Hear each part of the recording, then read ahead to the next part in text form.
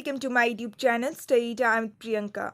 So today in this video we are going to discuss some most important and repeated previous year question from your 10th chapter of class 12 history book, that is Rebels and the Raj. So as we all know that कि previous year questions हमारे exam preparation के लिए कितना ज़्यादा helpful होते हैं. Previous year questions के through हमें पता लगता है कि आखिर हमारे एग्जाम में किस टाइप से क्वेश्चंस पूछा जाता है. सो आज के इस वीडियो में हम लोग आपके 10 चैप्टर के important and repeated previous year questions को उसके आंसर्स के साथ डिस्कस करने वाले हैं. सो ये वीडियो आप सभी स्टूडेंट्स के लिए बहुत ही ज़्यादा हेल्पफुल होने वाला है. So please it's a request कि वीडियो को एंड तक ज़रूर देखिएगा. एंड इस चैप्टर के अलावा अगर आपको अपने क्लास 12 हिस्ट्री के किसी भी दूसरे चैप्टर्स के भी ऐसे ही important and repeated previous year question वाला वीडियो देखना है, then please check out my description box में आपको उन सारे वीडियोस का लिंक मिल जाएगा. एंड विद दिस, अगर अभी तक आप लोगों ने इस चैप्टर का एक्सप्लेनेशन वीडियो नहीं देखा है, तो अगर आपको इस चैप्टर का एक्सप्लेनेशन वीडियो भी देखना है, then please check out my description box, link आपको मेरे डिस्क्रिप्शन बॉक्स में मिल जाएगा. So now without further delay हम लोग आज के इस वीडियो को स्टार्ट करते हैं with our first important and repeated question, that is question number 1. Rumors and prophecies played an important role in the revolt of 1857. Explain the statement with examples. So 1857 के revolt में rumours and prophecies ने एक बहुत ही important role play किया था. सो rumours का मतलब होता है अफवाहें एंड प्रोफेसीज का मतलब होता है भविष्यवाणी. सो कहीं ना कहीं ये दो इम्पॉर्टेंट पॉइंट थे, ये दो इम्पॉर्टेंट रीज़न थे जिसकी वजह से भी 1857 का रिवॉल्ट होता है. सो इसी स्टेटमेंट को हमें एक्सप्लेन करना है. सो द आंसर इज़, सो ये ट्रू है कि रूमर्स एंड प्रोफेसीज की वजह से ही कहीं ना कहीं 1857 का रिवॉल्ट होता है. सो उस टाइम पीरियड के दौरान कई सारे ऐसे रूमर्स फैल रहे थे, जैसे कि पहला है rumours about the cartridges of the Enfield rifle. So 1857 के रिवॉल्ट के दौरान एक ऐसा रूमर फैल रहा था कि ब्रिटिशर्स ने जानबूझकर इंडियन सिपाहीज को इनफील्ड राइफल्स प्रोवाइड किया था. एंड इस राइफल के जो बुलेट्स थे, सो उस बुलेट्स के कोटिंग के लिए काव एंड पिग के फैट का इस्तेमाल किया गया था. सो जितने भी हिंदू या फिर मुस्लिम सिपाहीज थे, इंडियन सिपाहीज थे, सो अगर वो लोग अपने दांतों से इन सारे बुलेट्स को चबाते हैं, देन उनका जो कास्ट है, उनका जो रिलीजन है, वो करप्ट हो जाएगा. सो इस वजह से इंडियन सिपाहीज ब्रिटिशर्स के अगेंस्ट में एक म्यूटिनी को लॉन्च करते हैं. सो ये था पहला rumour. Now the second rumour was about the issue of लोटा एंड खलासी. सो एक ऐसा रूमर फैल रहा था कि एक लोअर कास्ट के खलासी थे, सो उन्होंने एक बार एक ब्राह्मण सिपाही से उनके कंटेनर से वाटर मांगा था पीने के लिए.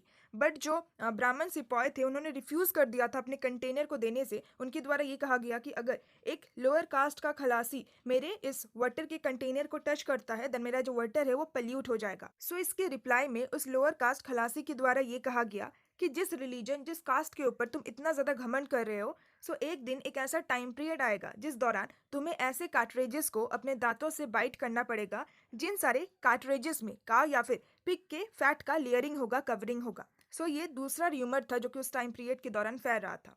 Now the third rumour was about the floor, यानी कि आटा से रिलेटेड भी एक रूमर फैल रहा था. सो रूमर ये फैल रहा था कि ब्रिटिशर्स ने काव एंड पिग के बोन डस्ट, यानी कि उनके हड्डियों के चूरन को आटे में मिक्स कर दिया है, एंड वही जो आटा है वो मार्केट में बेचा जा रहा है. सो लोगों के मन में एक डर था कि जो ब्रिटिशर्स है, सो वो इंडियन पीपल के कास्ट एंड रिलीजन को ख़त्म करना चाहते हैं, उसको डिस्ट्रॉय करना चाहते हैं. सो इसी वजह से टाउन्स एंड कैंटोनमेंट्स में रहने वाले जो सिपाहीज एंड जो कॉमन पीपल थे, सो उन्होंने उस आटे को टच करने से भी रिफ्यूज़ कर दिया. फोर्थ रूमर रिलीजन से रिलेटेड था. सो लोगों के मन में एक डर था, एंड कहीं ना कहीं वो ब्रिटिशर्स के ऊपर शक कर रहे थे कि ब्रिटिशर्स हमारे रिलीजन को कन्वर्ट करना चाहते हैं, ब्रिटिशर्स इंडियंस को क्रिश्चियनिटी रिलीजन में कन्वर्ट करना चाहते हैं. एंड पांचवा एक प्रोफेसी, यानी कि एक भविष्यवाणी था जो कि उस टाइम पीरियड के दौरान स्प्रेड हो रहा था. सो लोगों के द्वारा ये भविष्यवाणी सुना गया था कि बैटल ऑफ पलासी के 100 साल बाद, सो बैटल ऑफ पलासी 1757 में हुआ था, सो इसके 100 साल बाद यानी कि 23 जून 1857 में ब्रिटिशर्स का रूल खत्म हो जाएगा. सो ये सारे रूमर्स एंड प्रोफेसीज ने ही एक इंपॉर्टेंट रोल प्ले किया था, जिसके थ्रू काफ़ी सारे जो इंडियन पीपल थे उनके मन में एक डर पैदा हुआ, एंड वो लोग 1857 के रिवॉल्ट को करते हैं against the rule of britisher. So question number 1 एक बहुत ही ज़्यादा इंपॉर्टेंट एंड रिपीटेड क्वेश्चन है, सो प्लीज़ आप आंसर को बहुत ही अच्छी तरीके से पढ़ लीजिएगा. Now our next important question is, why did people believe in the rumours and prophecies that circulated in north India at the beginning of 1857. So आखिर सारे ही जो इंडियन पीपल थे, वे लोग इन सारे अफवाहों के ऊपर, इन सारे भविष्यवाणी के ऊपर बिलीव क्यों कर रहे थे? सो द आंसर इज, सो लोगों के द्वारा इन सारे रूमर्स एंड प्रोफेसीज के ऊपर इन सारे रीजंस की वजह से बिलीव किया जा रहा था. सो पहला रीजन है, so during the governor generalship of Lord William Bentinck, so जिस टाइम पीरियड के दौरान लॉर्ड विलियम बेंटिक इंडिया के गवर्नर जनरल थे, सो उस टाइम पीरियड के दौरान उनके द्वारा कुछ स्पेसिफिक पॉलिसीज को अडॉप्ट किया गया था इंडियन सोसाइटी को रिफॉर्म करने के लिए, जैसे कि western education, western ideas and western institution को इंडिया में इंट्रोड्यूस करना। सो इन सारे पॉलिसीज के अकॉर्डिंग इंडिया में English medium schools, colleges and universities को सेटअप किया गया एंड इन सारे ही जगहों पर western science and liberal arts को सिखाया गया। साथ ही साथ ब्रिटिशर्स के द्वारा कुछ ऐसे भी लॉज को स्टेबलाइज किए गए जो कि हमारे इंडिया में कुछ जो कस्टम्स थे उसको एबॉलिश करता है, जैसे कि इंडिया में जो सती प्रथा था, सो इसको हटाने के लिए भी ब्रिटिशर्स के द्वारा लॉ को स्टेबलाइज किया गया। एंड इसके अलावा जो हिंदू विडोज है, जो विधवा है, सो उनके रीमैरिज के रिगार्डिंग भी एक लॉ को स्टेबलाइज किया गया। इसके अलावा जब ब्रिटिशर्स के द्वारा अवध, झांसी एंड सतारा को एनेक्स कर लिया गया था मिस गवर्नमेंट का तर्क देकर, और साथ ही साथ ब्रिटिशर्स ने रिफ्यूज कर दिया था एडॉप्शन को रिकॉग्नाइज करने से। सो इन सारी रीजंस की वजह से लोगों के मन में कहीं ना कहीं एक डर था एंड लोग इन सारे र्यूमर्स एंड प्रोफेसीज के ऊपर बिलीव कर रहे थे। इसके अलावा ब्रिटिशर्स के द्वारा हमारे इंडिया में जो सोशियो रिलीजियस कस्टम थे, जैसे कि लैंड होल्डिंग से रिलेटेड कस्टम, इनहेरिटेंस से रिलेटेड कस्टम, सो इन सारी चीज़ों को भी रिफॉर्म किया जा रहा था। एंड क्रिश्चियन मिशनरीज का जो एक्टिविटीज़ था इंडियंस को क्रिश्चियनिटी में कन्वर्ट करने के लिए, सो इन सारी चीज़ों की वजह से लोगों के द्वारा र्यूमर्स एंड प्रोफेसीज के ऊपर बिलीव किया जा रहा था। Explain why the Britishers were interested in acquiring the region of Awadh under their control. So आखिर ब्रिटिशर्स इतना ज़्यादा इंटरेस्टेड क्यों थे अवध के रीजन को अपने कंट्रोल में लेने के लिए। एंड इसी का एक सिमिलर क्वेश्चन है that why did the British annex Awadh in 1856। So Britishers बहुत ही ज़्यादा इंटरेस्टेड थे अवध के टेरिटरी को एनेक्स करने में because of the following reason. So पहला रीज़न ये है कि अवध में जो सॉइल था वो बहुत ही ज़्यादा अच्छा था, फर्टाइल था for the protection of Indigo and cotton. इसके अलावा अवध जिस जगह पे लोकेटेड है, सो वो बहुत ही ज़्यादा अच्छा है to be develop into a principal market of upper India. So upper India में अवध को एक प्रिंसिपल मार्केट में डेवलप किया जा सकता था। सो इस वजह से भी ब्रिटिशर्स अवध की टेरिटरी को कॉन्क्वेयर करना चाहते थे। एंड तीसरा रीज़न ये है कि अर्ली 1850s तक इंडिया में जितने भी मेजर एरियाज थे, सो उन सारे एरियाज को ब्रिटिशर्स के द्वारा कॉन्क्वेयर कर लिया गया था, जैसे कि Maratha lands, the Doab, the Carnatic region, Punjab and Bengal. So इन सारी जगहों को ऑलरेडी ब्रिटिशर्स ने कॉन्क्वेयर कर लिया था। सो ब्रिटिशर्स के द्वारा ये सोचा गया कि अगर हम लोग 1856 में अवध को भी कॉन्क्वेयर कर लेते हैं, एनेक्स कर लेते हैं, देन हमारा ये जो टेरिटोरियल एनेक्सेशन का प्रोसेस था, जिसकी शुरुआत हम लोगों ने बंगाल को कॉन्क्वेस्ट करके किया था, सो ये प्रोसेस हमारा कंप्लीट हो जाएगा। सो इसी वजह से ब्रिटिशर्स बहुत ही ज़्यादा इंटरेस्टेड हो गए अवध के रीजन या फिर टेरिटरी को कॉन्क्वेयर करने में। Next important question is question number 4। Explain the main provision of subsidiary alliance as devised by Lord Wellesley in 1798। So 1798 में लॉर्ड वेल्सले के द्वारा जिस सब्सिडियरी अलायंस को इंट्रोड्यूस किया गया था, सो इसके मेन प्रोविजन के बारे में हमें बताना है। सो सब्सिडियरी अलायंस एक लैंड रेवेन्यू सिस्टम था जिसको 1798 में लॉर्ड वेल्सले के द्वारा इंट्रोड्यूस किया गया था। सो इसके अकॉर्डिंग इंडिया में जितने भी लोकल रूलर्स है, सो अगर वे सारे रूलर सब्सिडियरी अलायंस को एक्सेप्ट करते हैं, जिसके थ्रू अगर वो ब्रिटिशर्स के अलायंस बन जाते हैं, यानी कि ब्रिटिशर्स के साथ फ्रेंडशिप कर लेते हैं, सो उनको इन सारे टर्म एंड कंडीशन को एक्सेप्ट करना पड़ेगा। सो पहला कंडीशन ये है कि जो एलाई होगा, एलाई यानी कि वो जो फ्रेंडली टेरिटरी है, उस फ्रेंडली टेरिटरी का जो रूलर है उसको एलाई कहा गया है। सो एलाई को अपने टेरिटरी में ब्रिटिश आर्म कंटिंजेंट को तैनात करना पड़ेगा, यानी कि ब्रिटिश फोर्सेस को तैनात करना पड़ेगा और अपने ट्रूप्स को डिसबैंड कर देना पड़ेगा। एंड इसके बदले में ब्रिटिशर्स रिस्पॉन्सिबल होंगे for the protection of their ally किसी भी तरीके के एक्सटर्नल एंड इंटरनल थ्रेट से टू देयर पावर। एंड इन सारे ब्रिटिश कंटिंजेंट को मेंटेन करने के लिए जितने भी रिसोर्सेज चाहिए, सो वे सारे ही रिसोर्सेज उस एलाई नेशन के द्वारा ही प्रोवाइड किया जाएगा। इसके अलावा जो एलाई है, यानी कि जो फ्रेंडली टेरिटरी का राजा है, सो वो बिना ब्रिटिशर्स के परमिशन से किसी भी दूसरे राजा के साथ ना ही कोई एग्रीमेंट साइन कर सकता है, ना ही उन सारे रूलर के साथ किसी भी तरीके का वारफेयर कर सकता है, यानी कि युद्ध कर सकता है, और ना ही किसी फॉरेन कंपनीज के साथ भी किसी भी तरीके के एग्रीमेंट को साइन कर सकता है। एंड इन सब के अलावा उस एलाइड किंग के कोर्ट में, यानी कि राज दरबार में, एक ब्रिटिश रेजिडेंट रहेगा जो कि राजा को डायरेक्शन प्रोवाइड करेगा, एडवाइस प्रोवाइड करेगा कि उसको किस तरीके से अपने टेरिटरी में रूल करना है। So this were the main provision of the subsidiary alliance. Now our next important question is question number 5, जो कि एक बहुत ही ज़्यादा repeated question है. So the question is a cherry that will drop into our mouth one day. Who made this remark? So ये remark किनके द्वारा किया गया था? एंड इसी के साथ और एक क्वेश्चन है that explain the series of events that eventually led the cherry to fall into the mouth of the British, यानी कि ऐसे कौन से इवेंट्स थे जिसकी वजह से फाइनली ये जो चैरी था, चैरी बेसिकली अवध किंगडम को कहा गया है। सो क्या वो रीजंस थे, क्या वो इवेंट्स थे जिसकी वजह से अवध किंगडम को ब्रिटिशर्स के द्वारा एनेक्स कर लिया जाता है। सो एज आई सेड कि ये क्वेश्चन बहुत ही ज्यादा रिपीटेड क्वेश्चन है। सो हर साल इसी सेम क्वेश्चन को घुमा फिरा के पूछा जाता है, जैसे कि explain the stages of conquest of Awadh by the British from 1801 itself, या फिर critically examine the policies adopted by the British for the annexation of Awadh in 1857. So now let's discuss the answer.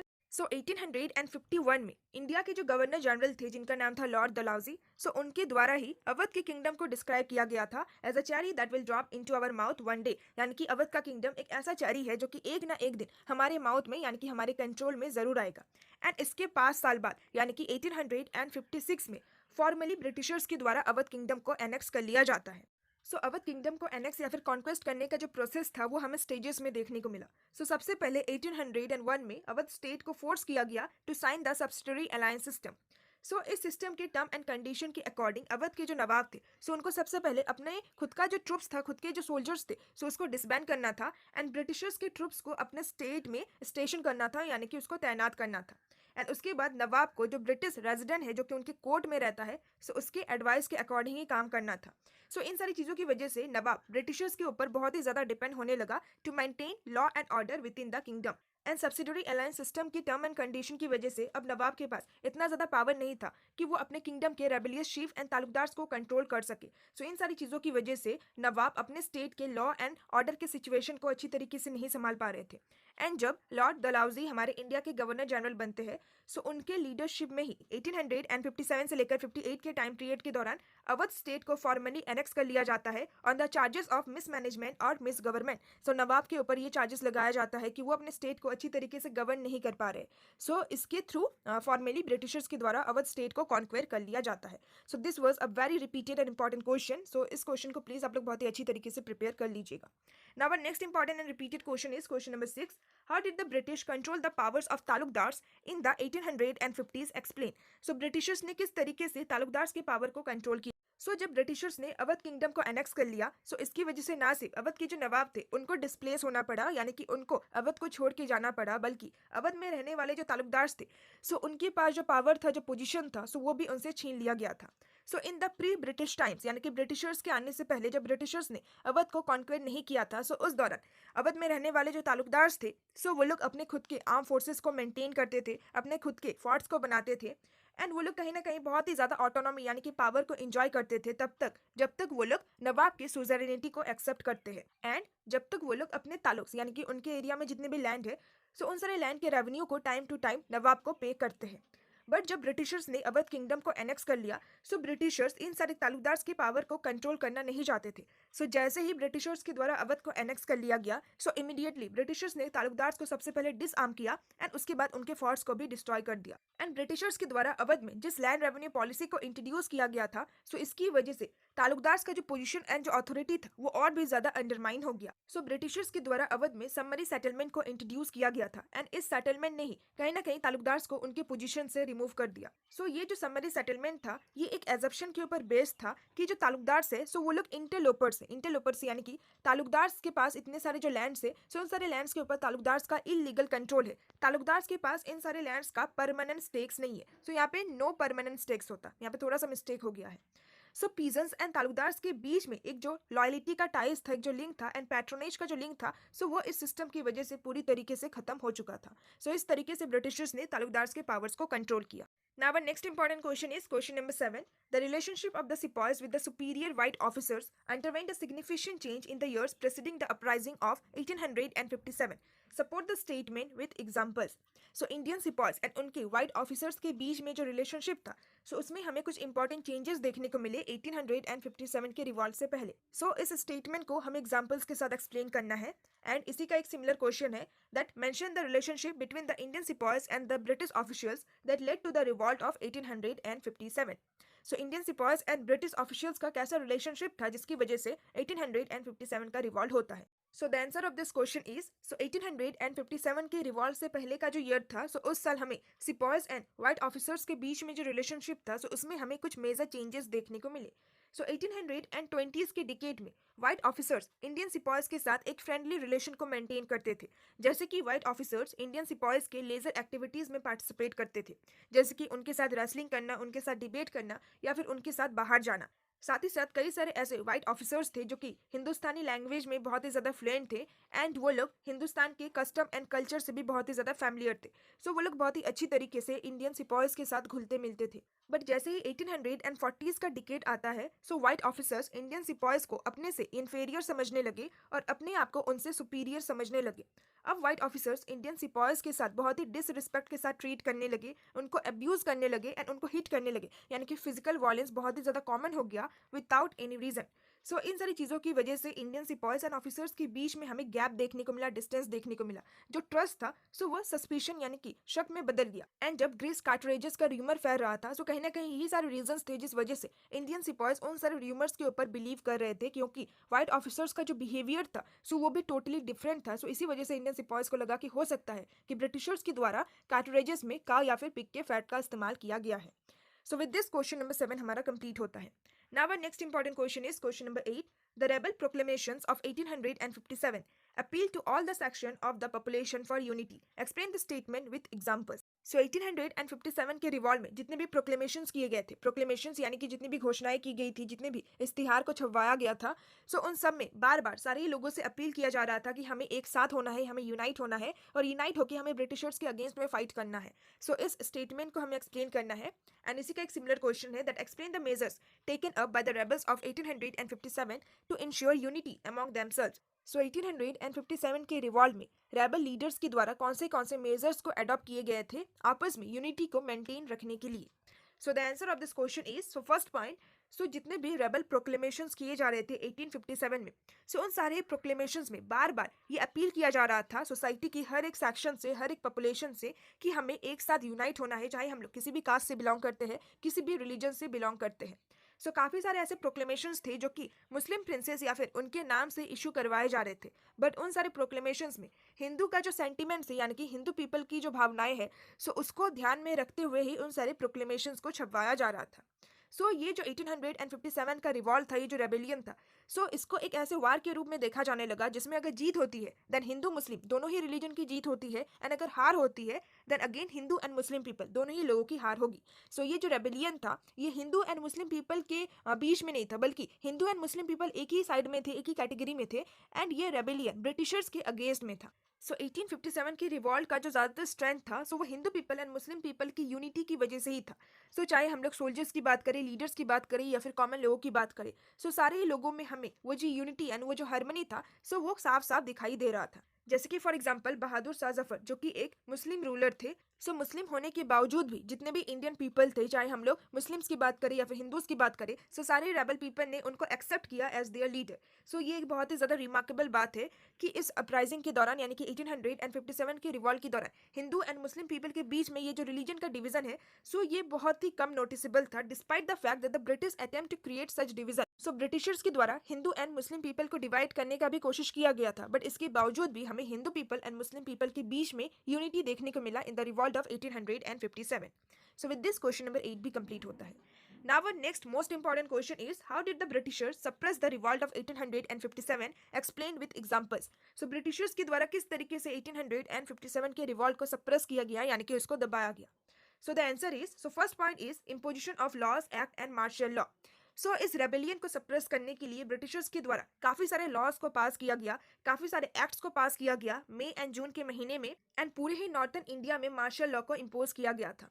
सो जितने भी military officers थे, even जो ordinary Britain people थे, सो उनको भी ये पावर प्रोवाइड किया गया कि कोई भी इंडियन पीपल जिनके ऊपर आपको शक होता है कि ये रेबेलियन में पार्टिसिपेट करता है, सो उसको आप पनिश कर सकते हो, उसको आप जेल में डाल सकते हो।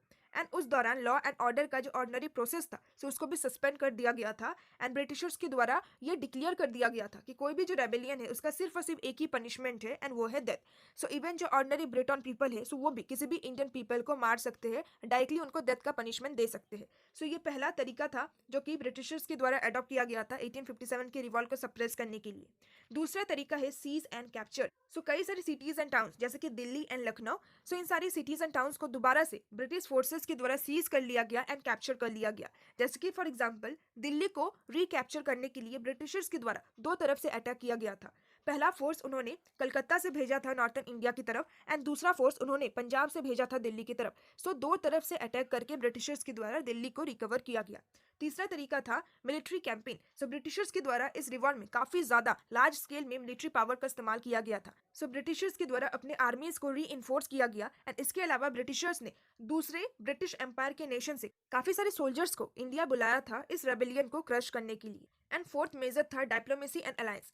So big land holders and peasants के बीच में जो यूनिटी था इस रिवॉल्ट के टाइम पीरियड के दौरान, सो इस यूनिटी को ब्रिटिशर्स के द्वारा ब्रेक करने की कोशिश की गई। सो ब्रिटिशर्स ने बिग लैंड होल्डर्स से ये प्रॉमिस किया कि अगर आप हमारा साइड लेते हो, अगर आप हमें सपोर्ट करते हो, देन हम आपके स्टेट्स को वापस दे देंगे।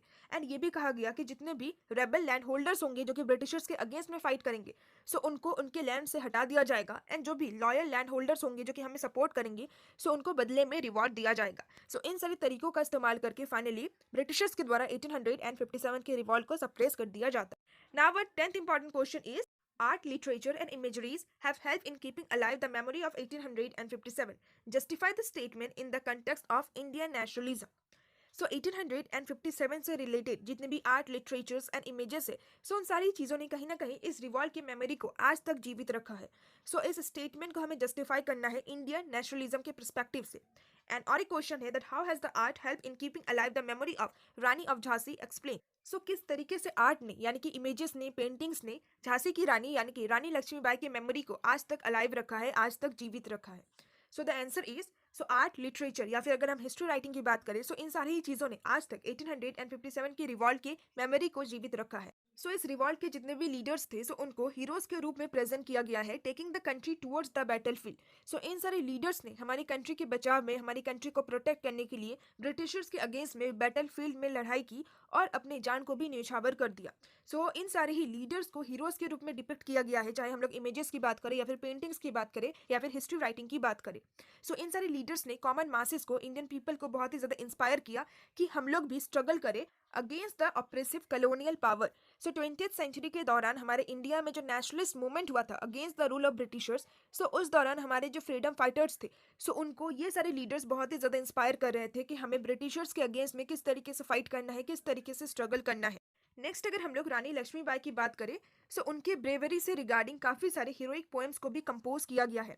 सो उन सारे हीरोइक पोएम्स में हमें रानी लक्ष्मीबाई को इस तरीके से दर्शाया गया है कि उन्होंने अपने एक हाथ में तलवार पकड़ा था एंड उन्होंने अपने दूसरे हाथ में घोड़े की लगाम को पकड़ा था एंड उन्होंने किस तरीके से निडरता के साथ हमारी कंट्री के इंडिपेंडेंस के लिए, हमारे मदरलैंड के इंडिपेंडेंस के लिए ब्रिटिशर्स के अगेंस्ट में फाइट किया था। सो अगर हम लोग झांसी की रानी की इमेजेस या फिर पेंटिंग्स को देखते हैं, सो ज़्यादातर इमेजेस एंड पेंटिंग्स में उन्हें बैटल आर्मर में ही पोर्ट्रेट किया गया है, यानी कि उन्होंने रक्षा कवच पहना है, उनके एक हाथ में तलवार है, दूसरे हाथ से वो घोड़े को चला रही है। सो ऐसे ही रूप में हमें रानी लक्ष्मीबाई का इमेज देखने को मिलता है। सो ये जो उनका एक रूप है, सो वो सिंबलाइज करता है the determination to resist injustice and alien rule. So किस तरीके से उनके पास इतना ज़्यादा डिटर्मिनेशन था कि वो इनजस्टिस के अगेंस्ट में, एक एलियन रूल के अगेंस्ट में फाइट कर रही है। So thus it becomes clear that visual representation produce various images of the revolt. So visual representation से हमें इस रिवॉल्ट की काफ़ी सारी इमेजेस देखने को मिलते हैं एंड इन सारी चीज़ों को देखकर आज तक 1857 का जो मेमोरी है वो अलाइव है। आज तक हमें उन सारी स्टोरीज को जानने के बाद बहुत ही ज़्यादा गर्व महसूस होता है। So with this question number 10 भी कंप्लीट होता है। सो ये 10 क्वेश्चन इस चैप्टर के बहुत ही ज़्यादा इंपॉर्टेंट एंड रिपीटेड क्वेश्चंस थे, बट इन सारे क्वेश्चंस के अलावा हमारे पास और कुछ प्रीवियस ईयर के क्वेश्चंस है जो कि बहुत ही ज़्यादा इंपॉर्टेंट है। So our next important question is how did the revolt of 1857 acquire legitimacy of Bahadur Shah Zafar, explain। So किस तरीके से 1857 के रिवॉल्ट को बहादुर शाह जफर का एक लेजिटिमेसी मिलता है, यानी कि इस रिवॉल्ट को किस तरीके से बहादुर शाह जफर का सपोर्ट मिलता है, परमिशन मिलता है। सो ये भी एक रिपीटेड क्वेश्चन है। सो इस क्वेश्चन का आंसर आपको अपने चैप्टर में ही मिल जाएगा। सो अगर मैं सारे क्वेश्चंस के आंसर्स को ऐसे एक्सप्लेन करती हूँ देन ये वीडियो बहुत ही ज़्यादा लंबा हो जाएगा। सो इसी वजह से जितने भी बहुत ही ज़्यादा इंपॉर्टेंट एंड रिपीटेड क्वेश्चंस थे, सो उन सारे क्वेश्चंस के आंसर्स को भी मैंने प्रोवाइड किया है एंड इन सारे क्वेश्चंस को प्लीज़ आप लोग खुद से प्रिपेयर कर लीजिएगा। इन सारे क्वेश्चंस के आंसर्स आपको बुक में ही मिल जाएगा। So now our next important question is question number 12. The similarities in the pattern of revolt of 1857 in different places lay partially in its planning and coordination. Explain the statement. So 1857 के revolt के pattern में हमें अलग अलग जगहों पे भी similarities देखने को मिला, जो कि इस बात को सिग्निफाई करता है कि ये जो रिवॉल्ट था ये प्लानिंग एंड कोऑर्डिनेशन के साथ हुआ था। सो इस स्टेटमेंट को भी हमें एक्सप्लेन करना है। Next important question is question number 13, explain the role of leaders and their organisation in the revolt of 1857। So इस रिवॉल्ट में जितने भी इंपॉर्टेंट लीडर्स थे, सो उन सारे लीडर्स के रोल को आपको एक्सप्लेन करना है। उनके द्वारा जो भी ऑर्गेनाइजेशंस बनाए गए थे, सो उन सारी चीज़ों ने किस तरीके से 1857 के रिवॉल्ट में एक इंपॉर्टेंट रोल को प्ले किया है, सो उसको आपको एक्सप्लेन करना है। Next important previous year question is explain why the revolt of 1857 became an expression of popular resistance in Awadh than anywhere else to the British rule. So 1857 का जो revolt था, सो वो रिवॉल्ट ज़्यादातर हमें अवध के टेरिटरी में ही देखने को मिला। ये जो रेजिस्टेंस था ये बहुत ही ज़्यादा था अवध में। सो ऐसा क्यों था कि अवध में ही हमें इतना ज़्यादा रेजिस्टेंस देखने को मिला ब्रिटिशर्स के अगेंस्ट में as compare to the other region और other territories of India. Next important question is the rebel leadership of 1857 wanted to restore the pre-British world of the 18th century. Explain the statement with suitable examples. So 1857 के rebel के जो leaders थे, सो वो कहीं ना कहीं 18th century के time period के दौरान ब्रिटिशर्स के आने से पहले हमारे इंडिया में जो कंडीशन था, सो उसको रीस्टोर करना चाहते थे। सो इस स्टेटमेंट को भी हमें एग्जांपल्स के साथ एक्सप्लेन करना है। And the last important question is examine the visual representation of the revolt of 1857 that provoked a range of different emotion and reaction. So 1857 के रिवॉल्ट से रिलेटेड हमारे पास जितने भी विजुअल रिप्रेजेंटेशन है, यानी कि जितने भी पेंटिंग्स है, चाहे वो इंडियंस के द्वारा प्रोड्यूस किए गए हैं या फिर ब्रिटिशर्स के द्वारा प्रोड्यूस किए गए हैं, सो वो किस तरीके से अलग अलग इमोशन एंड रिएक्शन को एक्सप्रेस करता है, सो इसको भी हमें एक्सप्लेन करना है। सो ये सारी भी आपके प्रीवियस ईयर क्वेश्चंस ही है। सो प्लीज इन सारे क्वेश्चंस के आंसर्स को भी आप लोग जरूर प्रिपेयर कर लीजिएगा। सो विद दिस आज के इस वीडियो का एंड करते हैं। So if you find this video helpful then please don't forget to like, share and subscribe for more videos like this. And once again I am requesting कि अगर आपको इस चैप्टर का एक्सप्लेनेशन वीडियो देखना है या फिर दूसरे किसी भी चैप्टर का इंपॉर्टेंट प्रीवियस ईयर क्वेश्चन वाला वीडियो देखना है, then please once check out my description box. So now see also in my next video. Till then bye bye and stay tuned to my channel and thanks for watching my video.